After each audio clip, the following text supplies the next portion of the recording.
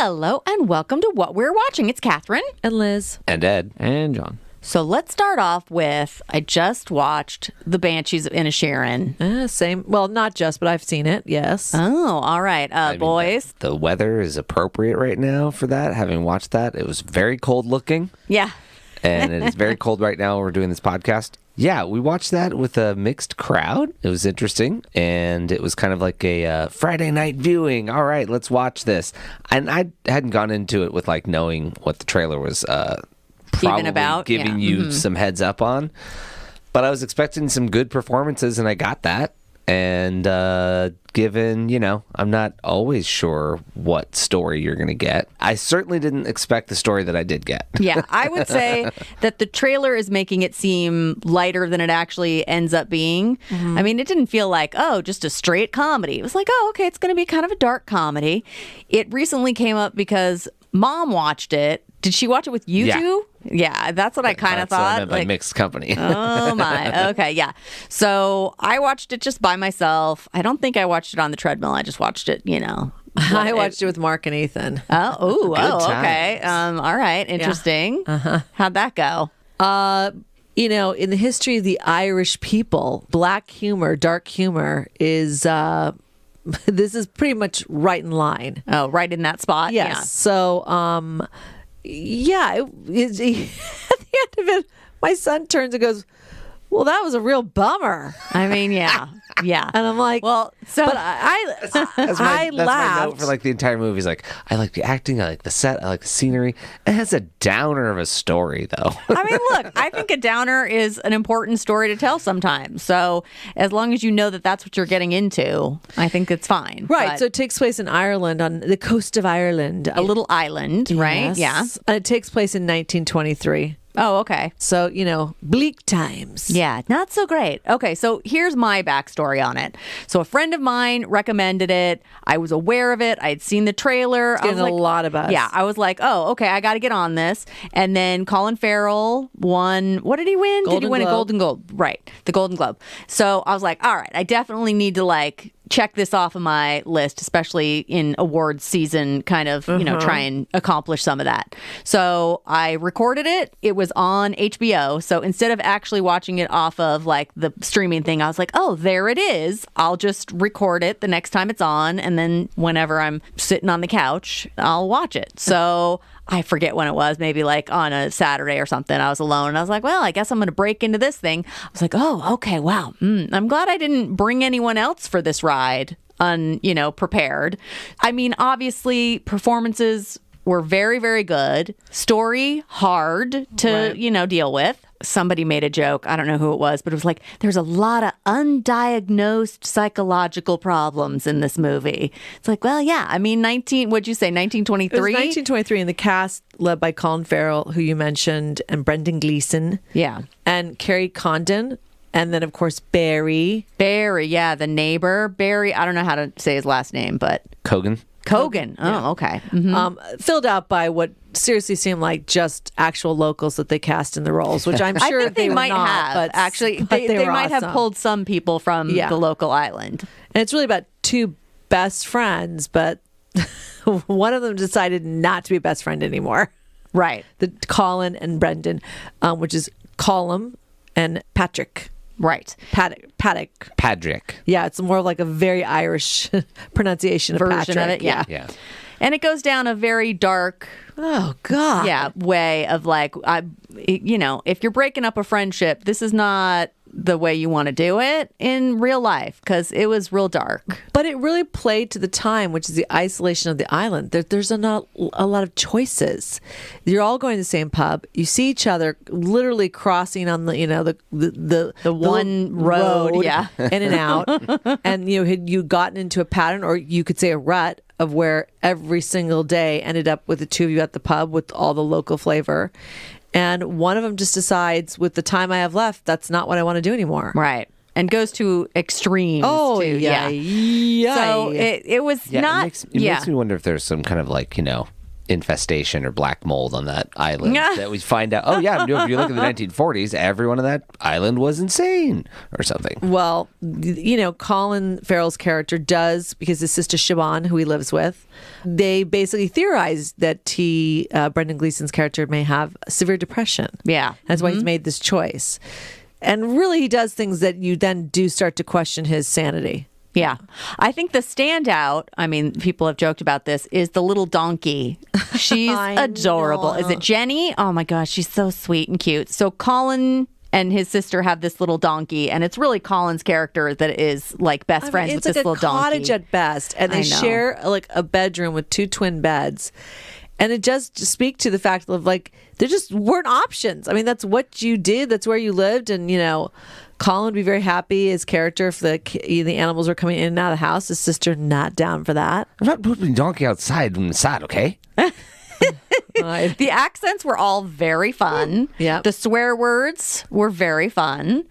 I will say that Mom's review of it was not good. She hated it. She was like, oh my God, it was the worst thing I've ever seen. Why would you even make that movie? I mean, she just, I guess, was assuming it was going to be a fun romp, and it was not. Well, it's not just not fun. It is bad. I don't think it's good. Oh, in what way? I mean, like, what are your bad things about it? Well, of course, it's about the story. I mean, look, the story does influence the performances. So when it's really going off the rails, it's like, oh, well, are these performances that great anymore? Not really. And I didn't feel like, a tragic comedy or a black humor. It's like, no, this is not really this story is not satisfying in any of those ways. And it was written and directed and produced by Martin McDonagh. Am I saying with an Irish Martin McDonagh? You should definitely say however you like. I don't know. So, so it was his story, and it really, it parallels, which at one point I'm like, what is the war that they're observing, like just across, like almost like a harbor? And it was the Irish Civil War in the 1920s. I guess it was coming near the end. So you almost feel like, is that a parallel of this like civil war that's happening between these two friends? Yeah. And there's usually not logic in war. And there are decisions that happen in this movie that defy logic. I mean, literally sacrificing some of the things that are the best part of your side of that island that you're fighting for. Yeah. You're like just killing it off, actually. Yeah, so I thought there might have been, I might be reading into it, Martin, but I felt like there were some parallels with that. But yeah, this way, you can say it was a difficult watch. And I think the trailer and sort of like these two best friends falling out in Ireland, you thought, well, this is going to be kind of fun. No, that's not. And I mean, where it's going. There are some heartbreaking consequences, and we're not going to give spoiler alerts, but all the way up until the very end, there's a character that you're like, oh man, really? Yeah. Really? God, we just can't be done with this? Like, oh my God. I had two things I wanted to add. Partly it's, as John says, it's the story being told, but it's the perspective of the story. Because if you think about the story being told from the sister's perspective, it actually works out for her. It works out great. She leaves and she actually upgrades at the end of the story. The other thing that I had a slight idea on is, well, it's not a Hollywood ending. Like, yes, all of this might have been worth it if they'd figured out how to be buddy-buddy because the donkey dies. And they're like, oh, gosh, add spoiler. Come on, you can't say. If that was like a mid-movie moment where that then healed their relationship because he realized, like, oh, you need support. And if something had actually turned a corner. It doesn't turn any corners. It's just straightforward, straight on through to the bad ending that it says it's going to be. No Hollywood ending. And I think, unfortunately, we're really used to even a very, very tough relationship like this. We're used to being sold an ending that's like, yeah. And then they had a beer and it all worked out. Perfect. Well, Hollywood ending, yeah. And it was not that. Like I said, I think there's a lot of parallels to even foreshadowing to the Ireland that existed for quite a long time, which is civil unrest that, you could not have a beer and mend it, and many hearts were broken over it. So I will agree. And although it has been widely, hugely well received critically, most nominations, in the sense of in most award, Golden Globe, Academy Awards, Screenwriters Guild. They've gotten nominations on all of them. SAG too, I think. Right, a lot of attention. Yeah. So just fair warning, it's not an easy watch. It's not a comedy romp in Ireland. No, it is not. I think, so this is his fourth movie. He had In Bruges, Seven Psychopaths, Three Billboards Outside Ebbing, Missouri. Ooh, Three Billboards that was is him. tough. Oh. Yes, him. All written and directed by him. But I think this one, similar to some of those, is probably a window into, he's also a very celebrated playwright. And a lot of those, only a couple of them, maybe like two, has he branched out from Ireland. I think this is probably a window into what some of those plays are like. Oh, interesting. Okay. That's interesting, John. Can I say one kind of personal thing about him? About his brother? No. I mean, we could talk about his brother too, but Now I want to talk about his brother. What I found fascinating is his current life partner is Phoebe Waller-Bridge. What? Yes. Oh, I did not know that. Okay. So, just very interesting. And what were you going to say about his brother? Well, his brother has also become a celebrated director as well. He has done... I like a bunch of his movies, though he does share some of thematic sensibilities that are very tough. He had The Guard, which was Brendan Gleeson and Don Cheadle. So the family likes Brendan Gleeson. Yeah, and I think, didn't Catherine, we talked about this, some point, War on Everyone. Didn't you watch that at some point? War on Everyone. That is not ringing a bell. Anyway, so he's... Oh, that movie is so weird. Yeah. Maybe With it was Michael Liz. Pena and Alexander Skarsgård, right? Yep. He also... I don't... Okay, wait a minute. These brothers are driving me crazy. I know. I don't know. He also did... I don't know. The other one he did was Cavalry with Brendan Gleeson, where he was a priest and he was in real hot water. Wow. Okay. right, well- What? All right. Yeah, so there you go. There's the brother. Okay. There's the brother. They'd certainly make challenging films. Let's put it that way. Okay. Well, interesting also that Phoebe Waller-Bridge is kind of in the mix there. She's pretty known to most people from doing Fleabag. That was her play. Oh, also a theater kind of background. That's interesting. it turned into a show. Yeah, that turned into a show. And then famously was the showrunner on the first season, maybe 2 seasons of Killing Eve. But anyway, just very interesting. Okay. All right. So let's move on from that. I also have recently been trying to catch up on Star Trek Picard because season 3 is coming out soon, very soon. So Eric and I hadn't really watched it previously and then decided, you know what, we really are going to need another streaming service. So we did Paramount Plus. And at first we did it with the commercials. Now, that was a mistake. Yeah. No. So I think it was, I don't know, like $5 you with can't commercials. do it. And they were like, no, here's another $5. Sorry, I can't be commercial sitting industry, here. yeah. This is ridiculous. Listen to all of you brands. You can each have a dime this month and next month and every month going forward. Split it up. Here's $5. I don't think that's how it works, but still. Yeah. So yeah, Star Trek Picard. We're almost through the second season, so we'll be ready to go for season 3. I like it. It's funny because I'm not really a super Star Trek-y person, so there's a lot of Star Trek stuff that I'm like, oh, this is over my head. I mean, like, I don't even know what the names of the bad guys are. Oh, yeah, huh? There are so many times when I'm like, wait, what did they just say? I'm like, just keep going. It's fine. I'll figure it out. I don't know. But there's like secret societies or like, not societies, like secret agencies or like, I don't know, espionage. It'd be Like it's so a hard to lot. keep it straight. It makes me feel bad a little bit. Like, oh, maybe this isn't for me. But I am enjoying it. I do like watching Jean-Luc Picard. Is this the series that your friend created? She's one of the, I think there's 4 creators named on it, but it was her original idea, I believe. And her name is Kirsten Beyer. Yeah. So, and also she's always been because you just said it's so hard to keep things straight.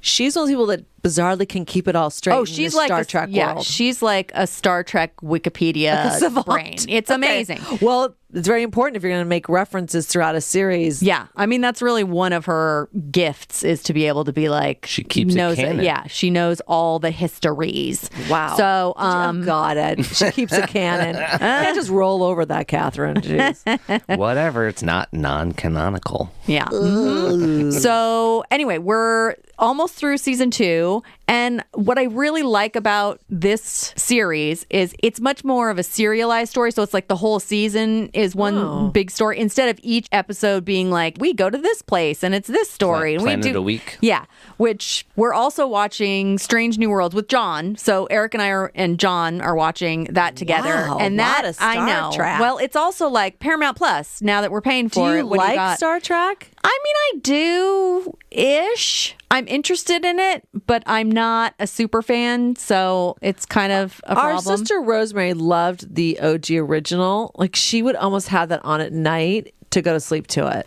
Well, this And Strange I'd be New like, Worlds. what are you watching? I would say the Strange New Worlds is absolutely trying to be that because it's very episodic in that, like, every episode is Some alien, some other aircraft. Yeah, right. It's a different planet, a different issue, a different whatever. Some of them are a little crazy.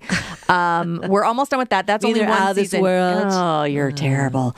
Yes, out of this world. So right now, their whole first season is available, and I think season 2 is in production. So we're almost done with that. And you know, there have been ones where I've been like, that one I didn't dig, but each one is its own little story, really. So you can enjoy them and then not enjoy them, and then the next one will be kind of a refresh. I do have to say that the captain's hair is a bit crazy. It's very, very high. It's space. I think they can handle high hair.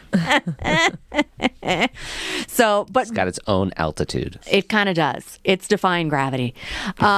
So basically, they're very different vibes, though. So Picard is telling one big story over each season, and there's been 2 seasons so far, 3 soon to come. And then Strange New Worlds is very much each episode is its own little story. I mean, there's stuff woven throughout that it's kind of a bigger story, but it's mostly each episode is telling an episodic story. I do like that Rebecca Romaine is in it. Yeah, that's kind of fun. So it's nice to see her. The other thing that they're doing in Picard is really a lot of old Star Trek people showing up. Oh. So, I mean, also sometimes I feel like that's wasted on me because I'm like, wait, were they in it before? Am I supposed to have more nostalgia because of the, I don't know. I mean, but occasionally I'm like, oh, definitely I recognize that person. But yeah, John, how have you been liking the Strange New Worlds? I like it. It's one of those strange things. I watched a lot of Next Generation and Deep Space Nine. You did? I did. Well, you know, you weren't always there, Elizabeth. And Ed had influences as well.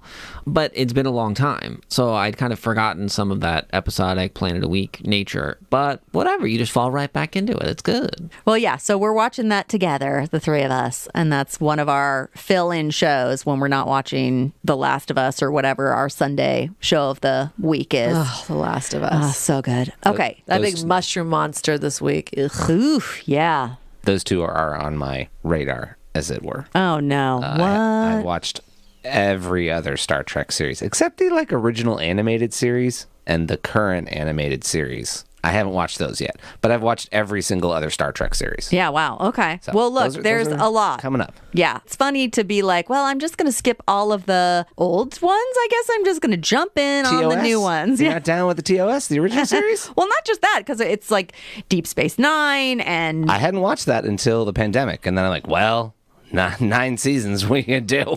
Here we go. This is way better than I thought it was going to be. You're not stuck there? Pff, that's all right. I'm in. What are you guys doing? Lots of drama? Religion? Okay, fine. Space religion. Space religion is tough. I mean, look, Get over it. Star Trek is a gosh. big world. That's what I have realized. It's a lot of shows in a big world. It's maybe even a whole galaxy. Oh, or Possibly. multiple. Yeah. Actually, you know what? Star Trek is just this galaxy. It's multiple quadrants of still just the Milky Way galaxy. We can't travel further than that. Look it up, people. I'm going to look it up right now. Right now, No, do it. I'm not. There you go. Okay, so sticking with Paramount Plus, I'm also watching the show Evil.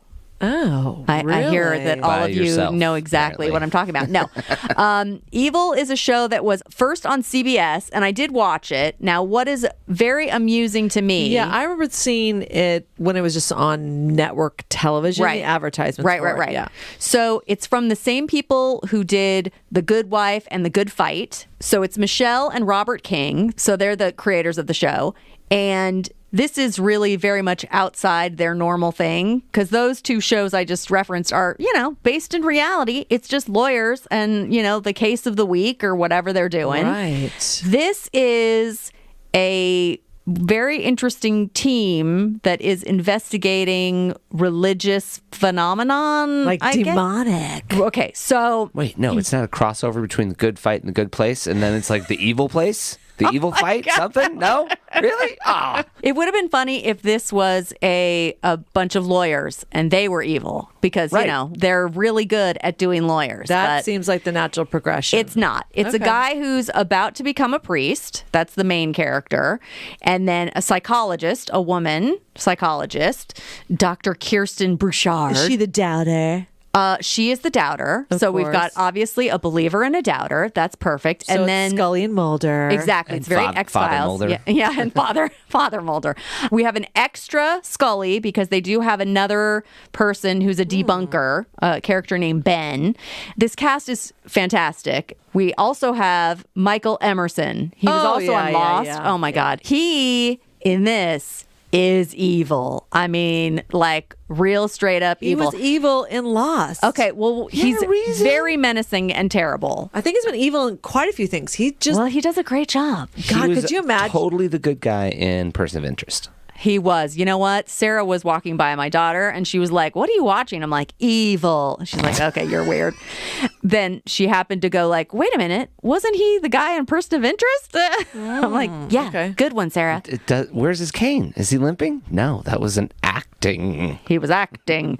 Okay, so we also have Christine Lottie. She actually plays the mother of the main character, Oh, okay. the doctor, who's played by Katja Herbs. I'm not sure if I'm saying that That right, sounds but and then the guy who's wanting to become a priest is played by Michael Coulter, and he's amazing. He's playing David Acosta, Father David.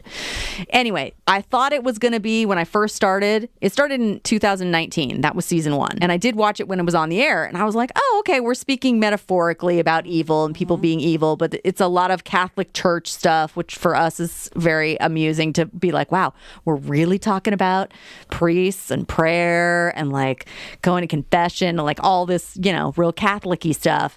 And then they're like, no, we are actually going to have demons. And we are saying that evil is straight up real, like devils. I'm like, oh, okay, wow. That was a supernatural twistola that I was not expecting from the Kings. But that's what they're doing. Anyway, I'm enjoying it. It's kind of weird and creepy, but also kind of fun. And people in the cast are starting to turn evil and then maybe not. Like people who you didn't think were going to maybe be evil are turning out to have some problems. I think I'm now in the middle of season 3. But starting in the second season, we get Andrea Martin playing a nun. So she recently showed up on Only Murders in the Building, which is very nice to see her. She's a fun actress and, love to see her. This is amazing. Her playing this nun who basically is a ball buster and has visions and can see all of the demons and just like, it's great. She's super fun. Anyway, okay. It is kind of creepy though, so I don't know if it's for everyone. There's one element that is really ridiculous. The main character, Dr. Kristen Bouchard, she has 4 daughters and they are all 4. She looks so young. Well, she is. They're tween and under, so maybe 14 to 10 or maybe even 8. They do this thing where the girls almost always come in all at the same time. Like they come in from school all into the kitchen or into the room all at the same time, and they all talk at the same time. It is the loudest, most crazy, cacophonous thing you've ever heard. I was like, I can't even tell what they're saying. It is like banana sounding. And my daughter was like, Mom, is that actually what it was like growing up with 4 sisters? I'm like, well, I don't even think we were that loud. This is craziness. Sounds kind of accurate.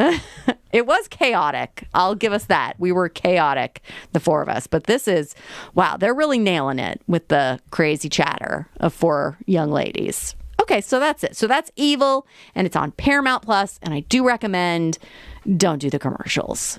All right, who's next? I could go next. I am bringing a pair of movies, Pinocchio and Pinocchio. Ooh, they're twins. I'm gonna kind of get through the Disney Plus one first, even though big fan of Tom Hanks. It didn't bring like enough new. It was like maybe 10% new stuff. Some cool new songs, definitely some new effects. But I was like full-blown nostalgia for the original. Like, the Pinocchio looks like the Pinocchio. The story is the same story for the most part. You got your Stromboli, you got your donkey, you got the whole thing going on. And ultimately, you know, not a Tom Hanks in the entire movie, you know, only in the parts that Geppetto was actually in. Mm-hmm. So it suffered from, you know, lack of Hanks. But also it was totally fun and worthwhile and absolutely fits along the same category as all of their CGI real life combo movies that they've been doing lately. Right. So yeah, they use their own property. Excellent work. I very much enjoyed it. If you have kids who are like 100% rejecting like original Disney style animation, they're like, no, I need something new. Like, what's on Netflix? And you're like, how about this Pinocchio? Parents will get the nostalgia of the story and the vibes and some of the songs and appreciate the updates, I think, and, you know, forcibly get their kids to watch the original story. It's great. Good job. Good job. Yeah, without having to listen to like, why does this not look good? I forget what it was. Ginny had her girls watch something recently and they were like, this doesn't look good. And she was like, So that Pinocchio is on Disney Plus. It's by Disney. And the other Pinocchio is on Netflix. Oh. And that is by Guillermo del Toro. So slightly different tack from Robert Zemeckis' version.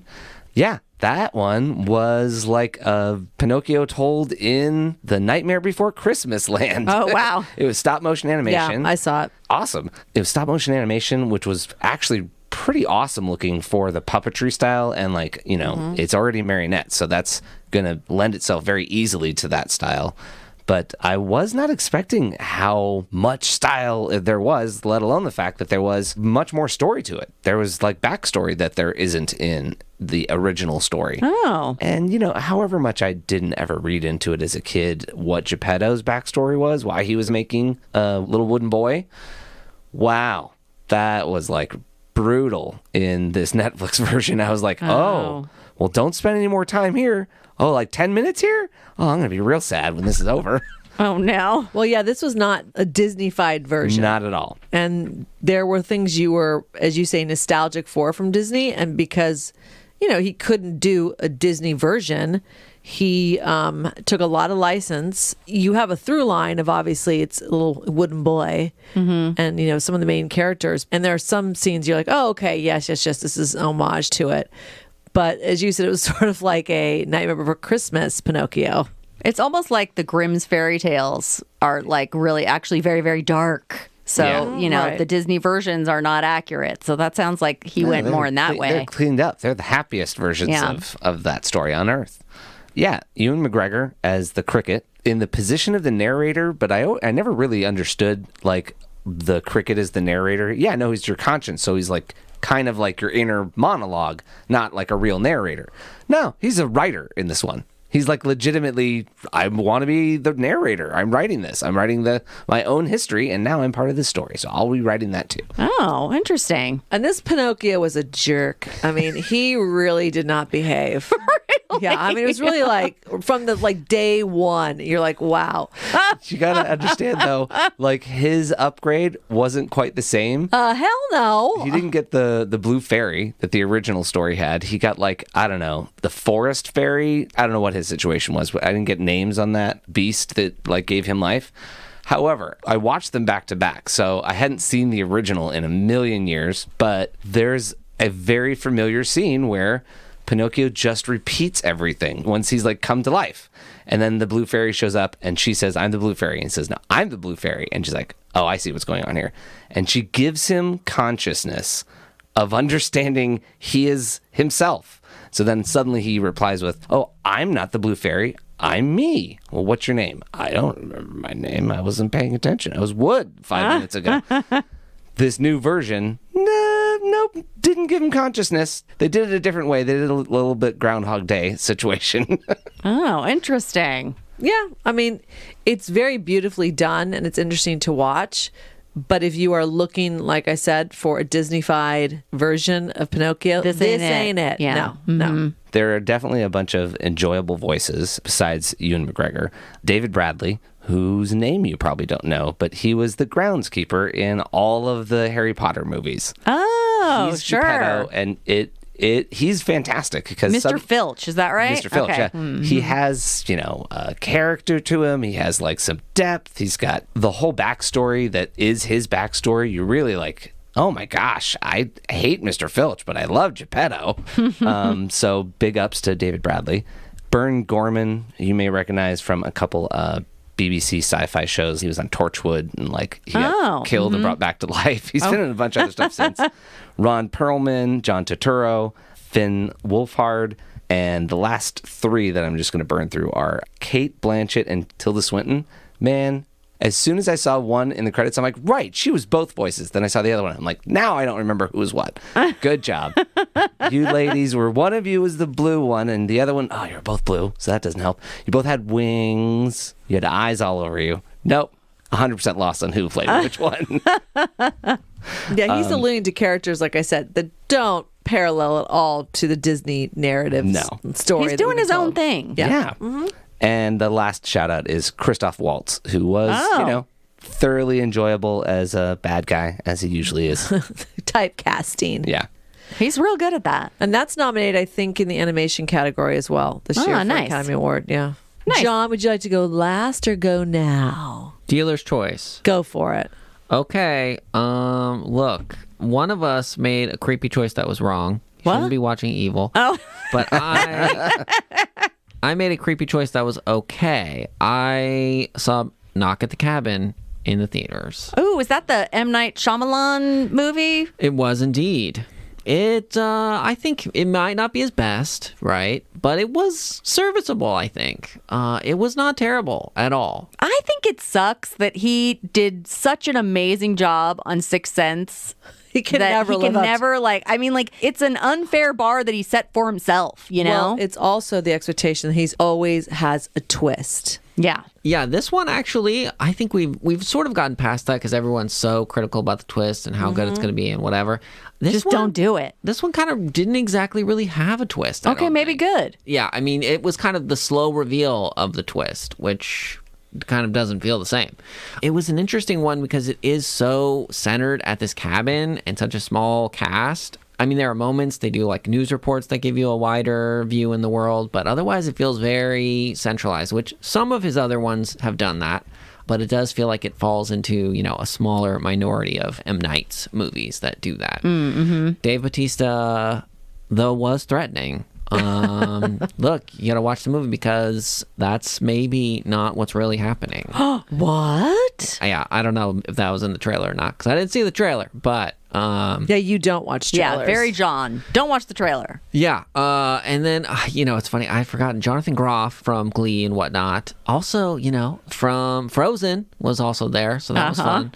And then the kid was amazing. And then Rupert Grint makes a little appearance from Harry Potter. Yes, indeed. Even M. Night makes an appearance as well. Which he usually I love does. that he does that. Yeah, he likes to sneak himself in there. This was not a sneak. Yeah, no, I don't think he sneaks. There's no sneaking at all. He's like, I'm the doctor, and you have never been injured in your entire life. Okay, so that's my scene in Unbreakable. Thank you, ladies and gentlemen.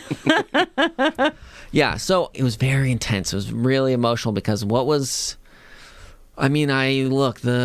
the plot I could say, but it's... just from the trailer, it's something like the end of the world is hinging on one of the family members has to die or something. Yeah. So of this 3-person family, one of them has to kill another one. Whoa, I didn't know that. So no suicide, no people from outside killing you. One of you 3 has to kill another of you 3. Oh, that's not good. Why would the end of the world hinge on that? That makes no sense. I'm going to come in and listen, we can support 2 out of the 3 of you. I am not taking on that responsibility. Y'all figure it out. 2 of you meet me outside in 10 minutes. Bye.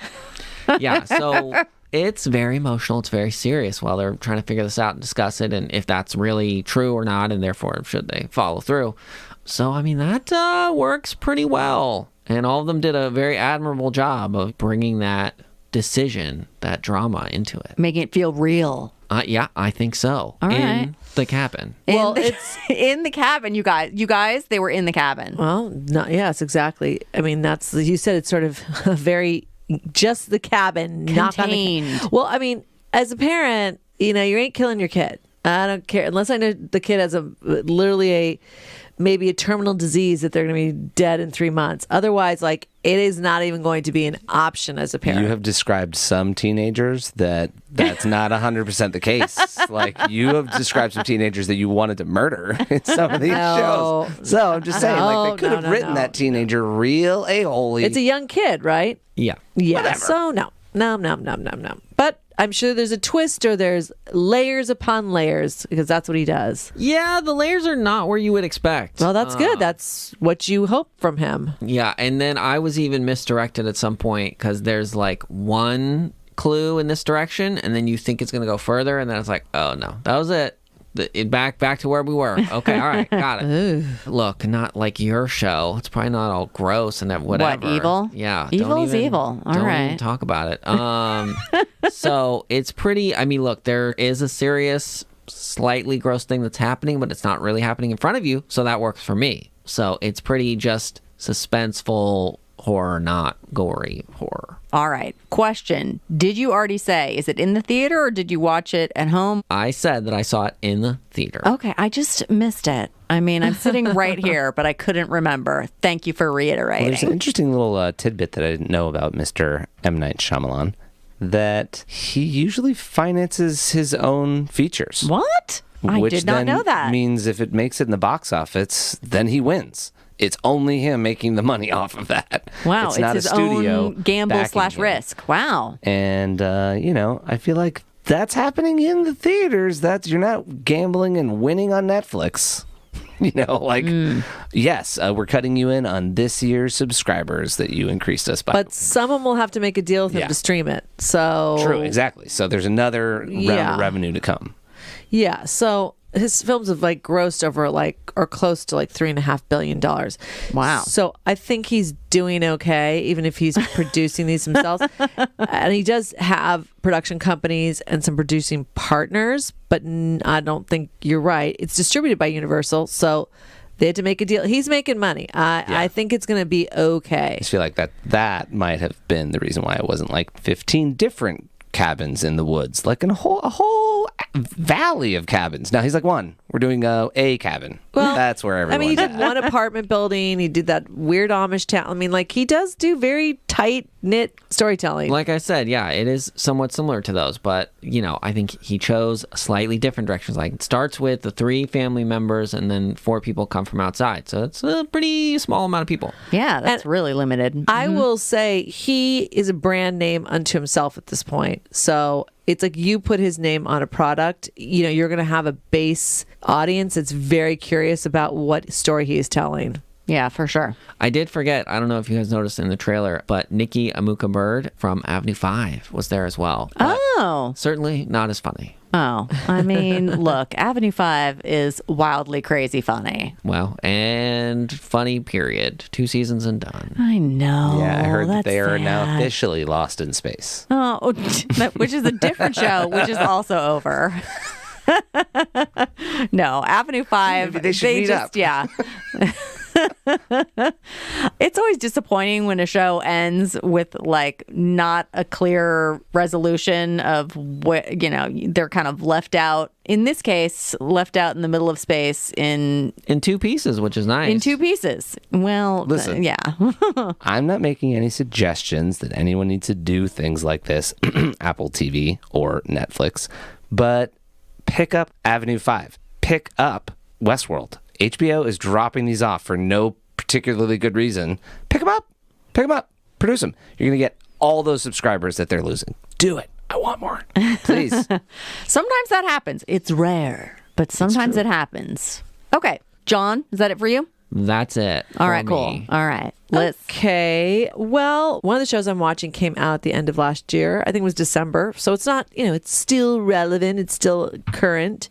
It's originally on FX, and I think you can watch on Hulu now, which is Fleishman's in Trouble. Oh, I'm intrigued. I was interested in watching that. It's still on my list, so I haven't gotten to it. So it's a series, season 1, 8 episodes, starring Jesse Eisenberg, you may know from the Facebook movie, The Social Network, and Claire Danes and Lizzie Kaplan are the main characters.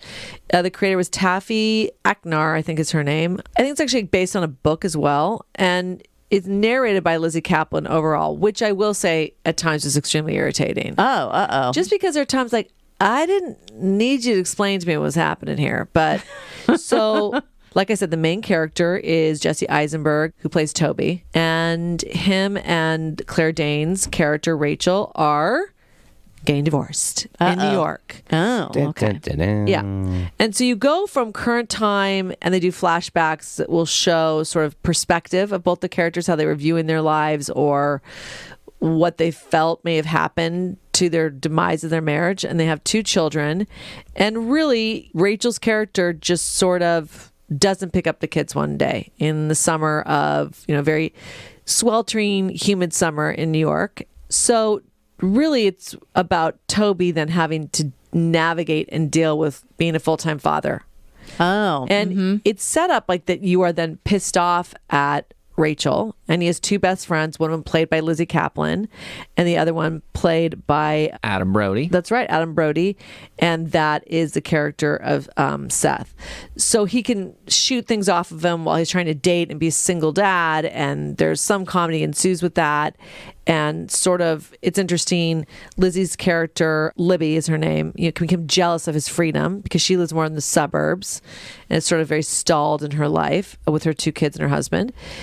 I will say Claire Danes is frickin' Claire Danes, man, because you really are set up not to like her because she's abandoning his family and you really don't understand why, and she's just generally disappeared. And although, I don't know what it is, Jesse Eisenberg can really play a generally unlikable character. You're supposed to be rooting for him, and you're sort of like, you're still kind of a jerk. Like, I don't, like, you kind of go like, I kind of get why maybe Rachel left you. Like, I don't know, like, I understand why it wasn't working. So you get the perspective at some point of why Rachel left, and then also why she sort of disappeared. And it is very heartbreaking. And as a working mom, there was definitely relatable moments of like, yeah, the full fucking tilt out. So I don't know if it's coming back for a second season, but it's 8 episodes. Like I said, it's not perfect, but it is very enjoyable. There's some really great acting in it. The backdrop is New York, which I always love. The kids can be really heartbreaking. And of course, the teenage girl is, I'm like, oh my gosh, she can be very challenging, but it is very, I think, worthwhile to watch. All right. I'm still in then. Yeah. Okay.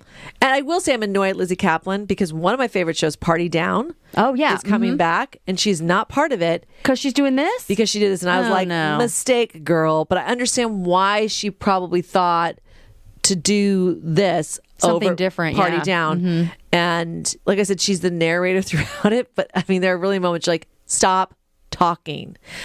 But then it's kind of revealed in the end why she's narrating throughout. So there are times you're like, oh, okay, all right. But Claire Danes, man, she knows how to do an ugly ass motherfucking cry. Oh, that's her game. Yeah. Oh, she can deliver.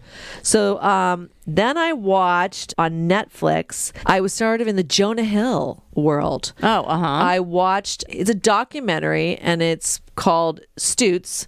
And it's basically Jonah Hill with his psychiatrist. Oh, right. Like his therapist. It's like a sit down with his therapist. Yeah. Phil Stutz, and how he got Jonah into a better place in his life. I watched it too. Oh, okay. It was really interesting because the normal perspective that you would assume you're going to get is like about what Jonah was going through and what he overcame and accomplished through years with this person or whatever. And they kick you right off of that. They keep telling you, nope, I'm not answering that. This is about you. Like, he keeps rejecting when the conversation goes that way. Oh, Jonah turns it back around and makes sure that the doctor is talking about his thing. Which actually I found frustrating at times. For sure. But then remembering the title of it, it's not Jonah Hill's, story Journey. of Stutz. Or Stutz, a Jonah Hill review or something like that. So ultimately I found myself like kind of enjoying watching this therapist have to be in a session, kind of. It wasn't official, it wasn't real, it wasn't like getting a therapy session from this person, but he knows the work that person's been through, so he respects where they're coming from and the questions that they're asking, and he gave him like real answers, like real stuff. So I really enjoyed it. As I don't know if you enjoyed it. I didn't get your review yet. I did. I mean, all right. It's his version of, and he works with a lot of visual models of therapy, how to work your therapy. And they really try to do or be authentic through this conversation they're having. And, you know, at one point, the Freudian curtain is pulled back, or, you know, the Wizard of Oz is pulled back, and they're like, wait, we're being inauthentic. That was a real, like, wait, what moment? I don't want to reveal what that is, right. but that was very fascinating. From the perspective of a documentary, you do want to be authentic. You do want to be letting the audience really understand what that process was, how you were getting that information. And if it's the same person interviewing through that process, and maybe you don't have a clear vision as the producer or director of it, woo, you could have a lot of footage. Well, I've worked in reality TV, so there are sometimes you're trying to get something, you know, captured, and it's hours and hours of content for the 2 minutes that makes it on air. Yeah, and I mean, the doctor, you know, has Parkinson's disease, so at times, you know, his energy can be very waning, and they're respectful of that, and they show that. And also, I'm sure he's still working. He is still working. He's 75 years old, and he is still lecturing, and because it's kind of a non-traditional method. And like I said, he does like hand drawings to convey like his theories or models of therapy. So I found it very fascinating. And, you know, Jonah did generally seem like at a much better place. I loved there was a therapy session where his mom comes in. And that is, you know, you are products of your parental upbringing. And sometimes to shake off what that was or hold on to aspects of it that you do want. It was very fascinating, and how, in essence, that, you know, affected who Jonah was and how he had to process it. So I recommend it. It's a documentary. He's a very, you know, trained New York University medical degree doctor, and Jonah really did do a good job about not making it so much about himself versus this type of therapy that is unique, taught by the psychiatrist Phil Stutz. So then, like I said, I was on the Jonah Hill, you know, trajectory. So then I watched You People. Oh, I watched that too. Which is on my list on Netflix. And it's written by Jonah Hill and Kenya Barris, who you may know from Blackish, was one of the series that he did on television. So I always think he has a very unique, cool voice. And I was really looking forward to it. And because, like I said, I am a fan of Jonah Hill, and Kenya Barris, I am as well. This was challenging. You know, I've said this before. You can tell some of these movies on Netflix and some of these streaming platforms that like got greenlit and got turned around real quick, right? And other projects can be in development for 5 or 10 years, right? This was like greenlit. I would be hard pressed to say it was greenlit in the last year, filmed, like written, filmed, like the whole thing. You know? Kenya did have a deal with Netflix. I think he's actually left that deal now, but okay. So maybe it was part of that. Well, it's starring Eddie Murphy, Nia Long, Lauren London. That is one side of the family. Their daughter is Laura London. And I mean, what a coup to get Eddie Murphy to come and do a fabulous movie. Casting. And, you know, then the other side is David Duchovny, Julie Louis-Dreyfus, and Jonah Hill, their son. And there's also a daughter. And Jonah Hill and Laura London, Ezra and Amira are going to get married. And Jonah is an LA raised Jewish, you know, son of a very one. I felt stereotypical. They really leaned into that. And he meets Amira, who is Eddie Murphy's name is Akbar. He's Muslim, so he's changed his name, daughter. And this is definitely not who they envisioned for their daughter to marry. And their chemistry was really cute. It was great. And Jonah Hill is a financial advisor and a podcaster, and he's going to lean into podcasting. And this podcast is about culture. Not culture, the culture. The culture, yeah. I do love Sam Jay, his best friend and sidekick and co-host on the podcast is awesome. Yeah, absolutely. There were some great, basically little like, you know, co-star or, you know, pop-ins or appearances from people that you felt like, okay, was this all improvised, this scene? Like, what happened here? But I felt like a lot of it felt into stereotypical broad you were just like, ooh, some of it was really cringy. I did laugh out loud quite a few times, but then some of it was like, oh my gosh, Julie Louis-Dreyfus's character Shelley as the Jewish mother is so cringeworthy. I said twice out loud, like, shut up, shut up, shut up. I mean, that is sort of the point, which is, but they're really no one would be this dumb. I mean, no one would be this freaking clueless. I mean, there are just moments like, come on, this is like LA. It's like you've seen a black person before. You've had a conversation with them before, right? I mean, you're just going, oh my Lord. So, there were those moments. Other than that, it was enjoyable and fun. But yikers. Like there were just moments like, wow, okay. All right. David Duchovny as the dad had some really, actually, he's so low-key played it, but actually made me laugh out loud a few times. And there was a scene like when they're leaving like a high holiday that I was like, good for you, Jonah Hill. Give Elliot Gould, give Hal Linden, give Richard Benjamin, give all these guys their SAG hours. It was like Ray Perlman. Come on. Oh my God. One person after having just enough lines, you're like, oh my God, I love this. So a lot of little great guest star moments and overall enjoyable. Did you see it as well? Yeah. I would agree. I did like it. I laughed. I thought Jonah Hill was very fun. I really like Sam Jay, who plays his podcast sidekick. The woman who plays the love interest, Lauren London, she's great. I don't know her from anything else, so this was my first time seeing her, I think. Nia Long was great. Julie Louis-Dreyfus, yes, it's all of the very cringeworthy, well-meaning, but stepping right into the stereotypes of being really dumb about what you're saying culturally. But, I think in a weird way, it was important for it to be that obvious because some people really don't realize how dumb they are. So maybe it's only super obvious and cringy to someone who is already trying to be aware. Yeah, okay. I don't know. Yeah. Laura London, just to make a point, for some reason I am stuck with subtitles on all my shows now. Because also Mark basically falls asleep unless we have him on. It's really a lost cause.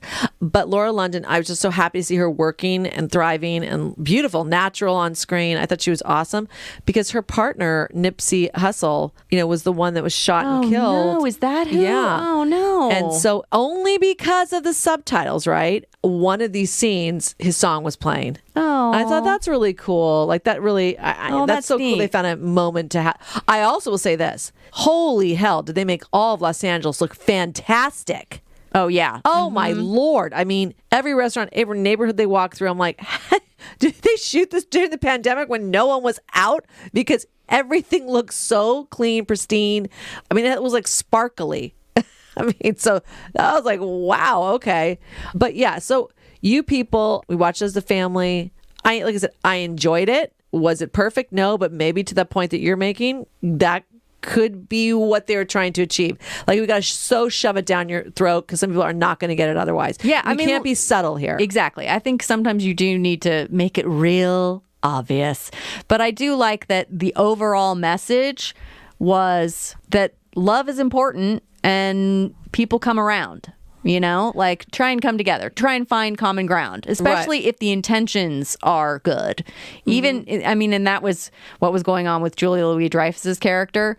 Her intentions were good. She was really missing the mark constantly and not aware that she was missing the mark. Yeah. I mean, look, as a comedic actress, she did an amazing job because it was very real and terrible to watch. Because you're like, wow, girl. Cringy. Could you please? Like I said, shut up. Yeah. There are really moments you're like, oh my gosh, can you not hear yourself? But then really nailing that character, just so obliviously unaware of microaggressions and how rude and that they just can't even see that they're doing it. I mean, that's really what that character was trying to show, and very effective in that way. Well, I won't get into it now because we're running short on time, so I'll save it for our next one. But it's also called we had just said You People, and this was called You. And sure, John, are you going to watch this season of You? Well, it's in 2 parts, so I don't know what the correct call is. Okay. Oh, do you have to wait for part 2? I don't know what the correct call is. Season 4, You on Netflix. I will review it next time.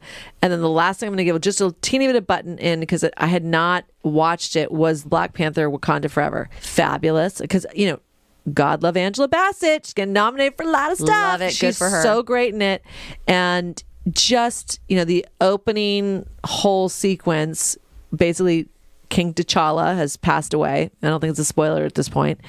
It's just heartbreaking. Yeah. So that sort of sets the tone. It is sort of a set-up movie for what I think is going to come next. There's a lot of stuff they got to you feel like they're going toward for the next one.